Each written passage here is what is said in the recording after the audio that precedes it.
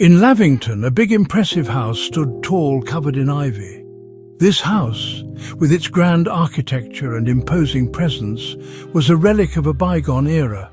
The ivy that clung to its walls seemed to whisper tales of the past, stories of grandeur and mystery that had long been forgotten by the outside world.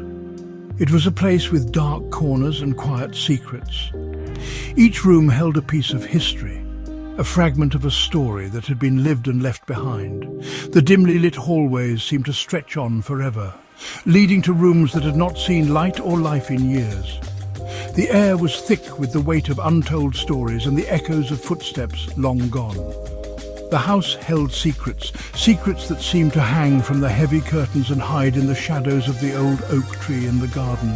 The garden, once a place of beauty and tranquility, now stood as a silent witness to the passage of time. The old oak tree, with its gnarled branches and deep roots, seemed to guard the secrets of the house, casting long shadows that danced in the moonlight.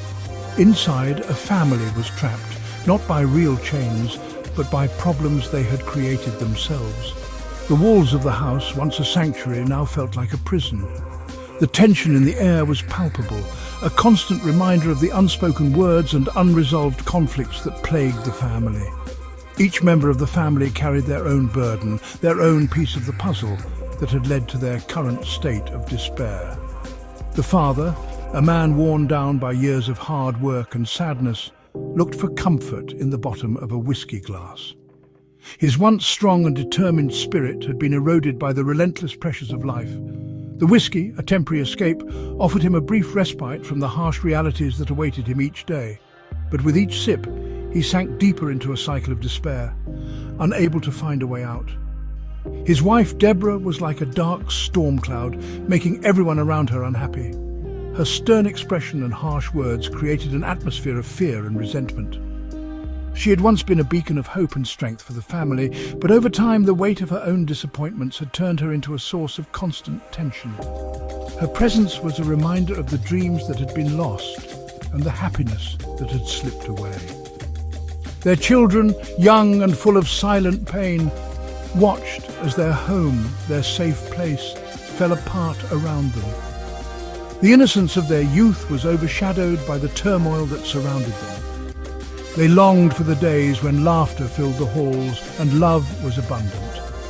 But now they were left to navigate the complexities of their fractured family, each day a struggle to hold on to the remnants of their once happy home. Deborah moved through the house like a bad omen. Her words were sharp, hurting her family deeply. She was good at finding flaws, making small mistakes seem like huge disasters. Her husband, once a happy man, now always had a frown on his face. Deborah's presence was a heavy burden, weighing down her children's spirits. They were careful not to make her angry, walking on eggshells around her. Their childhood, which should have been full of joy and laughter, was instead filled with fear and worry. The sound of a glass against crystal was common in the big house. It was the sound of the father, finding a temporary escape in his whiskey. The amber liquid offered him a short break from the problems in his life. Each sip was a sad reminder of his failures. He had built a comfortable and safe life, but it had become a trap. He missed the days when laughter filled the house, when his children's smiles could chase away the darkness. But those days felt far away. Deborah was very good at tricking people. She knew how to twist words and make things seem different than they were. She pretended to be sick, using her fake weakness to get sympathy and control. Her family, fooled by her act, did everything she wanted. Her children were like game pieces to her, their love and loyalty used against them. She turned them against each other, creating anger and resentment. Deborah enjoyed the chaos, her power growing from the unhappiness she caused.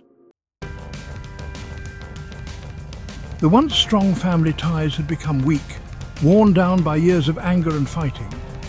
Deborah's tricks had created a gap between her husband and children. The house, once filled with warmth and laughter, now echoed with angry arguments and accusations. The children, once close, now avoided each other, their hearts hardened by years of unfair treatment. They had become strangers in their own home, connected only by blood and a shared feeling of hopelessness. Deborah's influence had poisoned their family life. She had created a place where love and trust couldn't grow.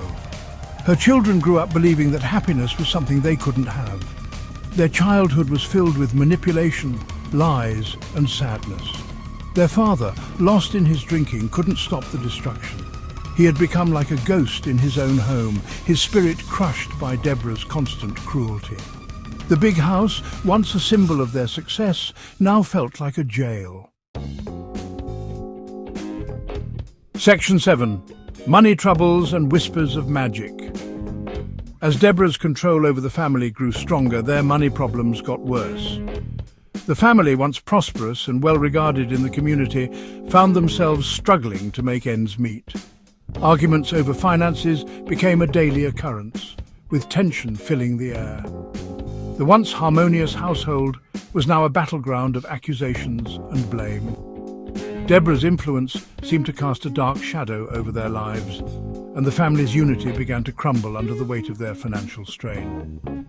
Her expensive habits and constant need to be in charge drained their resources. Deborah's lavish lifestyle was a stark contrast to the family's dwindling bank account. She shopped without restraint, accumulating bags of luxury items while the rest of the family worried about paying the bills. Her demands for the finest things in life left the family in a precarious financial situation. Credit card bills piled up, and the stress of mounting debt took its toll on everyone. People in town started whispering about their bad luck, followed by quiet accusations of witchcraft. The once respected family became the subject of gossip and speculation. Neighbours and townsfolk exchanged hushed conversations, pointing fingers and casting suspicious glances. Whispers of witchcraft and dark magic began to circulate, with many believing that Deborah's influence was the cause of the family's misfortunes. The air was thick with rumours, and the family's reputation suffered greatly. Deborah, not bothered by the gossip, continued to cause problems.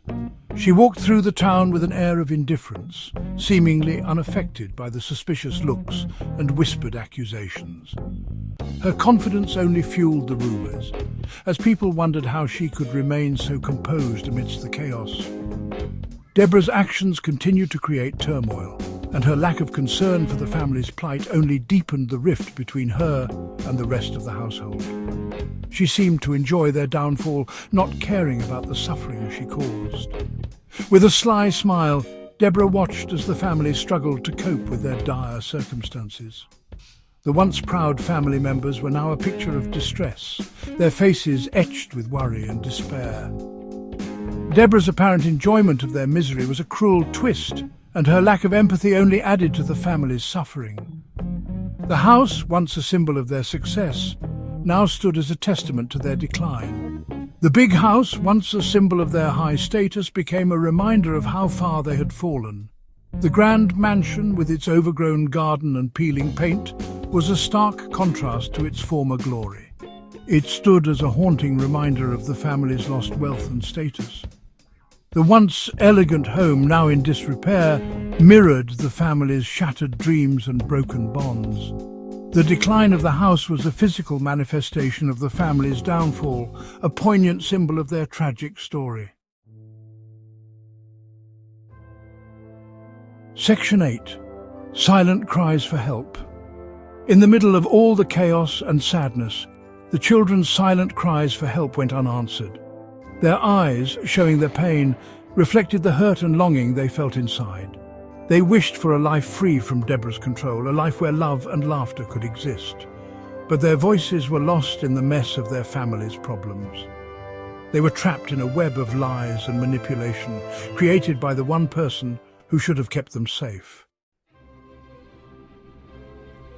Section 9. A Small Hope and Deborah's Fall. A small bit of hope appeared. One of the children got a job offer. It was a chance to escape their terrible home life and start over. Deborah, feeling her control slipping away, tried to ruin the opportunity. But her tricks were revealed, and everyone saw her true nature. Her fall from power was fast and complete, showing what happens when someone lives a life of lies.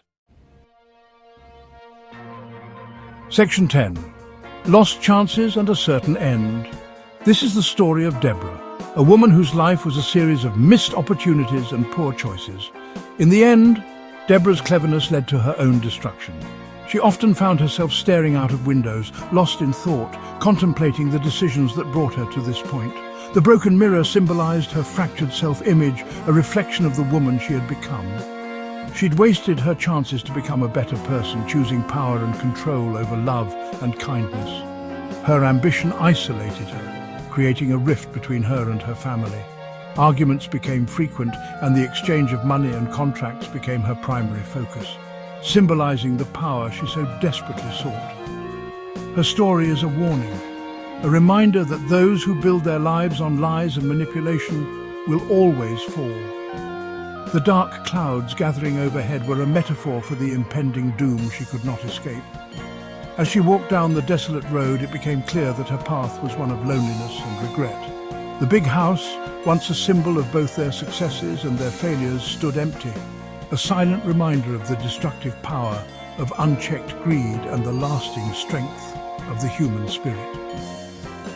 The dilapidated mansion, with its broken windows and overgrown garden, was a testament to the life Deborah had built and subsequently destroyed. Inside, the empty, dusty rooms echoed with the memories of what once was, serving as a poignant reminder of the consequences of her actions.